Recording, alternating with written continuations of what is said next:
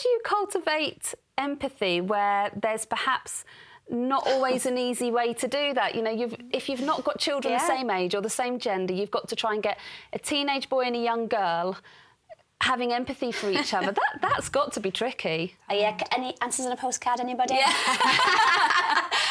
To be honest, I'm not sure I figured that out myself. I think I think this is a lifelong journey.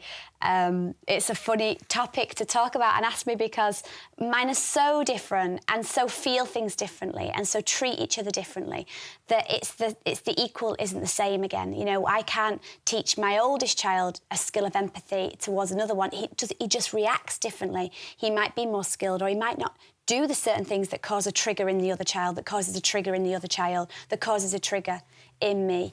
My only wisdom in all of this, I suppose, would be the looking at the short account side of it. The only thing, to teach empathy, you can teach them to not allow something to go on for a long time. Let's just pause, self-reflect, have a look at what's going on. And that comes from me modelling that first as a parent, as a mum. OK, did they have a bad day or did they have a bad 5 minutes that you milked all day? You know, like, have we taken small things that shouldn't have wounded us as much as they do, and have we blown them into something bigger? And then you can talk to your children about that. I have this phrase, I go, save your tears for important things. Some things are worth crying over, but the fact that you didn't get that sweet in the shop, it's not worth your tears. Yeah. You know, the fact that person said that thing, that's not worth your tears. You save your tears for really important things, because important things will come in real, genuine injustices or, you know, situations when you need that strength of emotion. I love the way when Peter speaks to Jesus, he asks Jesus, and he says, you know, how many times do I have to forgive my brother? And I think at this point, Jesus could give him such a plain answer. He could just say, well, you know, Peter, I've done so much for you, seriously. You know, look at the journey I'm taking you on. Have you not got it yet? And he doesn't take a really hard, authoritative line at this point, but he tells him a story. And when he tells the story, if you read it, he brings so much empathy into it.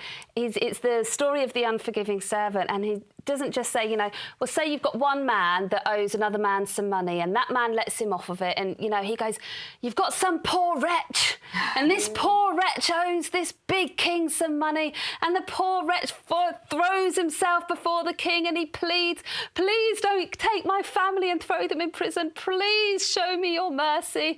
And then this poor wretch finds another poor wretch who owes him money and he throws him. And all the time you're starting to get impassioned, and you can hear Peter sort of getting into the story thinking, yeah, what about that? What about what happened? Building empathy. Yeah, absolutely. Jesus is like, come on, guys, think about this. Think how much you've been forgiven. Is that right?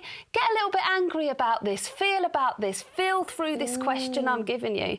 And I just love the way that Jesus captures this moment about forgiveness, which is God's greatest message to the world at this point. You know, he is coming to lay his life down on a cross. Forgiveness is everything. You are forgiven. You are free. Is this big message coming from Christ. And when we get this important time when Peter's coming to Jesus and is asking this, Jesus is just like, let me show you how I'm going to answer this. I'm going to get you thinking about people. I'm going to get you thinking about others. I'm going to get you in touch with your feelings. Absolutely. And I think, you know, when we've got children and they're struggling with forgiveness, I often try and get different creative ways to get inside our kids and say, think about those other people. You know, it's these quick snapshot reactions to things that can often do our kids an injustice and an explanation almost. You know, Jesus really took the time to discuss the whole process of forgiveness and what that means. And I love